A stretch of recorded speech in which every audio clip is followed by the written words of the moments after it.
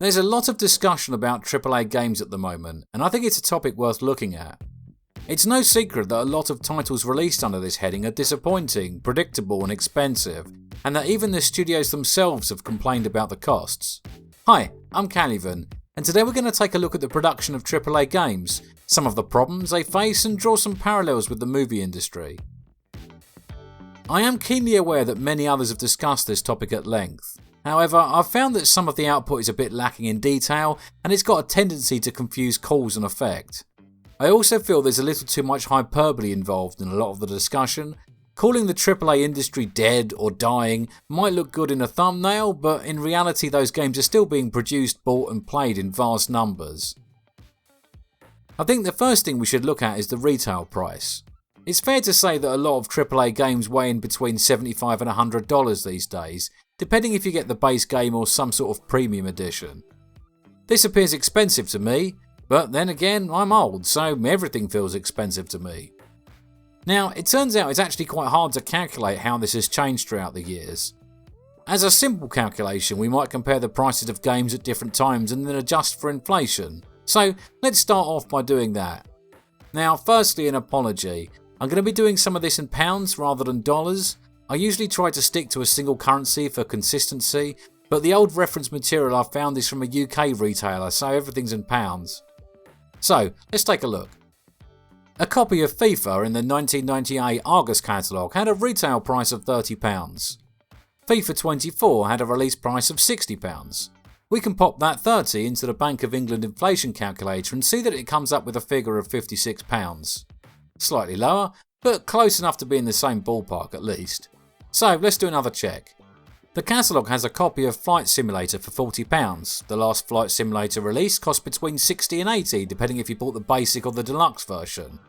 Adjusting for inflation, we see this comes to £75. More than the default package, but less than the premium one. Before we start to draw some conclusions, I think we should add in a little more complexity by adding in the cost of satisfaction. In the 2000s, buying a regular copy of a game at full price gave you the feeling that you'd got the complete package. Deluxe editions did exist for some games, but normally these were aimed at collectors or completionists and actually included physical items. This copy of Fallout 3 is a great example, as it was all packaged in a metal lunch tin and included some high quality artwork books and a Vault Boy bobblehead. It was pretty awesome, but all of the benefits were real world rather than in-game, so you didn't feel that buying the regular edition was somehow a lesser gaming experience. Compare that to today and things are very different. If we look at modern games, we don't get that same level of satisfaction with the base game. The deluxe or ultimate editions normally contain some content that isn't available to those who bought the regular version. Some might argue that it doesn't matter as you can still play the game without it, but personally I don't quite agree with that point of view. You could easily just make the same argument that you can still play Command & Conquer with the first level removed. It's true, but it's not the full game. If we look at our FIFA example from earlier, you need to buy the Ultimate Edition to get your hands on a chunk of FC points so you can compete in one of the game modes. Sure, you can play FIFA without it, but just like we said before, it's not the full game. So if we are to consider satisfaction in our pricing calculation, we need to compare the base price of an older game to the deluxe price of a newer one. When we take this into account, things start to diverge. Let's say we bought a Star Wars game somewhere around the year 2000. It would probably cost us £55 in today's money, and it will give us the satisfaction that we had purchased the complete experience. If we wanted to buy a Star Wars game last year and have the same level of satisfaction, we would need to stump up £70 or more, an increase of 50%. The major studios would argue that a higher price is necessary due to the increased cost of development. I want to pick this claim apart a bit, so let's start by looking at a few different elements: distribution, market size, platforms and technical advancements. First, we'll look at distribution. Nowadays, this is a pretty simple calculation. It's reasonably well known that Steam will take a 30% cut of your sales revenue. However, major studios are likely to have negotiated this down somewhat, so we're probably talking about 25% if it's a AAA game. Still, this is significant, and probably not a huge difference from physical distribution costs. I found plenty of anecdotal evidence that a retailer might cede 10 to 20% share of the shelf price, and when you add that to the cost of getting all the boxes, manuals and media printed and delivered, it's probably quite close to modern prices. The one thing that we can't quite quantify is the safety factor that a digital release brings. With physical distribution, you risk wasting money by printing too many copies of a game, or losing money by not providing enough. It also better supports discounting. Physical copies always have a fixed base price and shelf space is at a premium, whereas with digital it's easier to sell copies at a reduced price a year or two down the line. The second and third thing we'll look at is market size and platforms, as they are both related. Let's deal with them in reverse order. I've always been a PC gamer, so I used to sit in my high tower, looking down at all the console owners, laughing at the prices they had to pay. That was the thing with PC games back in the day, they would often cost in the region of £30, whereas my console brethren would be paying more like £40 for the same game. Consoles were also very different back then. They all used their own proprietary technology and mostly had their own selection of games. Sure, some games were ported over, but this was the exception rather than the rule, and would often happen some time after the original release. Today, things are very different. The modern Xbox and PlayStation are pretty much just gaming PCs in fancy boxes. Sure, they've got their own specific optimizations and limits, but they run x86-64 architecture, and they've got AMD CPUs and graphics chips. This makes it a hell of a lot easier to create games that run on a multitude of platforms, and it's why most big titles are available cross-platform these days. Gaming is also far bigger now than it was back in the 2000s.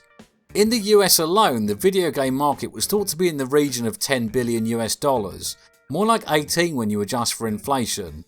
Last year's estimates put it somewhere around $100 billion US. Even if you're being very pessimistic, that's still a 5-fold increase. A huge increase in the market means a huge increase in potential customers, and goes some distance to explain why the highest-selling game of 2003 would sell a few million copies in its first year, but the highest-selling game of 2023 would sell over 20 million. Finally, let's look at tech advancements. This is a tricky one. On the one hand, there is certainly a lot more work involved now that the complexity of things like graphics and physics has come along so far. However, this is only half of the story. And I think the truth is that the increased complexity is somewhat mitigated by the huge advancements in engines, tools and skills that have taken place in the last 20 or so years. There are masses of learning resources available for developers online now. I don't mean basic tutorials, but instead bleeding edge technology discussions, code bases, packages and tools for collaborative creation. There are off-the-shelf engines available. Sure, you've got to pay the royalties for them, but they dramatically reduce the development time of a project and allow you to hire staff with transferable skills. It's impossible to do a complete and accurate comparison between the differences, but I think you could make the argument that they do cancel each other out to some extent. So let's look at where we are. It's hard to argue that the higher degree of complexity found in modern games has dramatically increased costs, and it's also pretty apparent that the price of distribution is somewhat similar. The number of potential customers has increased by a huge amount, both from a larger gaming market and the reduced difficulty of multi-platform releases. Yet when we look at the price of all the release day digital content, it's pretty fair to say that the cost of AAA games has increased. But why? I don't think it's simply enough just to put it down to corporate greed. Corporations have always been greedy. Making their shareholders as much money as possible has always been the primary reason for their existence, and that's not a new concept that suddenly arose this decade or this century. I think a big part of it is us. Not necessarily me or you, but gamers as a collective. The price charged for a product or service is always going to reflect the price the end user is willing to pay. People can complain all they like, but if millions of people continue to pay $90 for a game, then that's what they're worth. The price of games isn't calculated by some sort of moral council, it's calculated by a spreadsheet. If that spreadsheet says that increasing the price from $90 to $100 will reduce sales from 10 to 9.5 million units, but increase revenue by $50 million, then that's what the company will do. I think the other part of the problem is the same issue that plagues the film industry. Creative endeavours normally require a small but powerful driving force to be truly successful, and design by committee is always going to impose limits, especially when many on that committee are thinking about the financials rather than the product itself. It's also hard to take risks where the amount of money involved is so huge that a single failure is going to put a lot of jobs at risk and a second failure can be catastrophic. The heart of the problem is that creating fun, engaging gameplay is just as much of an art form as it is a science. As with any artwork, there are two forces at play: the artist's interpretation of quality and the audience's perception of it. Art doesn't exist within a vacuum. There are often situational and cultural forces at play that are impossible to predict with any reliability. The audience's reaction to a certain creation will be greatly affected by those forces, and because these forces cannot be known ahead of time, then even a piece that is objectively excellent could be subjectively average, or worse. I think what we're essentially talking about here is the difference between a good game and a great game. With enough time and money, I think it's possible to reliably create a good game, but that's not true about great games. It almost feels like you've got two choices. You can take the safe route, employ the right people, give them enough time and money and aim to produce a good game, which they probably will, or you can aim to create an excellent game, but by doing so you will probably be gambling between success and failure. The huge companies that create AAA games exist just to serve their shareholders, and shareholders are not generally fans of risk, so they don't like the idea of gambling. This risk aversion has got a tendency to create products that are mediocre but safe, and the tried and tested method of getting games like this to do well in the mass market is pretty much the same method used by big movie studios. You stick to established brands and go heavy on the spectacle and marketing. This is why you see so many AAA games with multiple gameplay modes, rich animations, cutting edge graphics, endless customizations and motion picture-like cutscenes. These features don't rely on a strong creative vision, risk-taking and luck. They just require an appropriate amount of time and money. What I'm trying to say is, the reason a AAA studio spends $100 million to develop a game is the same reason that a film studio spends $400 million to make a Star Wars film. And therein lies the problem.